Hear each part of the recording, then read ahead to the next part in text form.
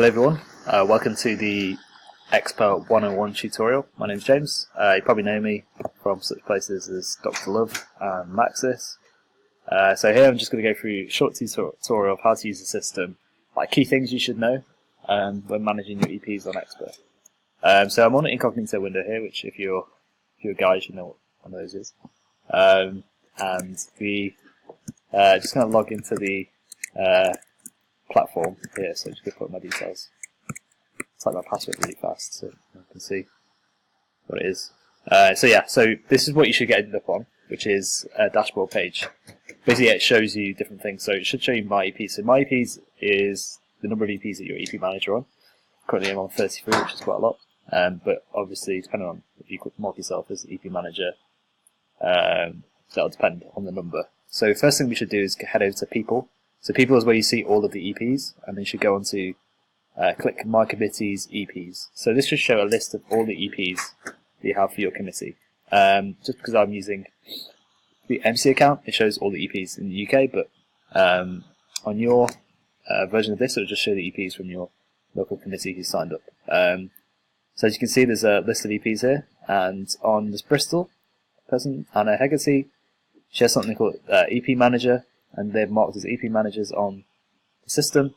It's really easy to do. The reason why we do mark EP managers is so that you can see exactly when a person applied or when they've accepted or been accepted to an opportunity. You should receive an email once they've been accepted, but also you can see when they've applied and what they should apply for. So if you head on to click this, I add my name, and this assigns me as EP manager. So when this girl from work gets accepted to an opportunity, I should receive an email, and so on. So if you click onto an individual, just to see, you can see this person's profile, and you can see that they haven't filled in. They still have a lot of stuff they're still required to fill in. But it shows the detail, local office, and also like potentially applications that they have as well. And also MPS, which is something I won't go into, but we also have the LDA. So every EP, when they apply for every opportunity, is fill in an LDA, and this will allow them to be approved faster later on. So making sure that when they apply for an opportunity that they filled in the LDA is pretty important. So I'll go on to the next section, which is the application analytics. So I say this is probably the most useful area of Expa. So this allows you to see kind of a breakdown of the numbers that you have, and it's all in a nice table form. So first thing you should do is put committee as United Kingdom. So United Kingdom being the obviously Aiesec Uk, and then it says opportunities and people. So opportunities is like IGT side, so like the opportunity they have on the platform, and then people is like the OGX side, so OGT and OGV. So click people, and then on the next section, best to click custom range. So custom range being we measure from the 1st of August of every year. So this year will be the 1st of August 2016. And then to the current date. So the current date being the 21st of November, and we'll click that in. And you can choose between program. So we have GV, GT, NTMP, and TLP. So for this purpose of this demonstration, I'll choose GV. So click apply, and then that should load, and you'll get information on the different of your entity. You can see your LC. And kind of the total number of applicants, total number of applications. So the first column is applications, and this shows like the applicants, so the number of people, individual people have applied, and applications. So applications is the individual number of applications. So for example, one person may apply for more than one opportunity, so it shows that amount. Then we have accepted, which is when the people have been accepted to an opportunity, and it shows the people who have been accepted. Approved, realised, completed. Why is this useful to go on here? Because then you can actually see directly who's been accepted for an opportunity. So for example, we'll head on to, for the purposes of demonstration, we'll head on to UCL. They have 3 accepted. As you can see, it has a list of 3 people, all the people that have been accepted. And you can see what opportunity they've been accepted for. You can see the name and the email. And you can see what stage they're in. And this is really important as well, because it has the kind of activity that they need to do to make sure that they get approved. So in this case of this EP, it's waiting for EP to sign AN.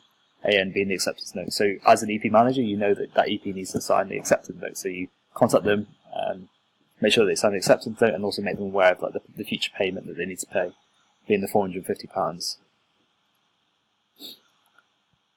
And then if we head back, you can see applications, so you can see the number of applications they have. So we'll go into Nottingham, we have 10 applications so far. And this is really useful because you get to see who's applying, who's not applying. And you can see what what projects they're applying for in the case. So you have a little bit of look into the project if you wish to see what country it's in, who you may need to contact if you need any more information. You can also see the number of applications that people have. It's key, obviously, that Grace has told you before, like 10 applications is by a minimum expectation, so you can see on that side. So I'm just going to head back onto Analytics to show you a bit more. So on the GT side, we head on to GT. It's the same thing again, but I'm going to show you something more specific this time. So when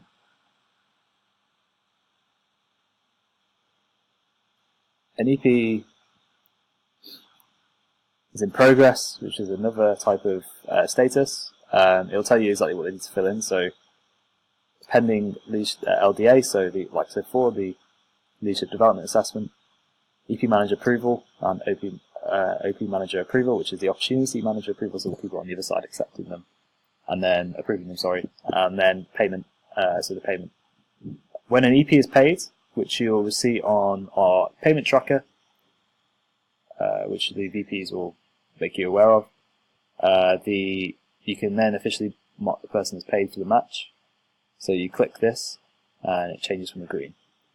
And what that should allow them to move on to the next process, so that should allow you to then mark them as EP manager approved if they've filled in all of the parts on their profile.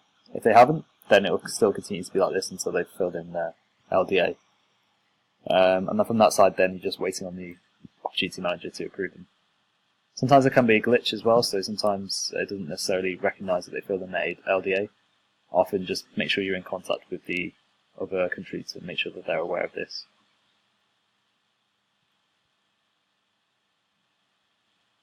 Cool. There's one more thing that I want to show you guys before we wrap up the video.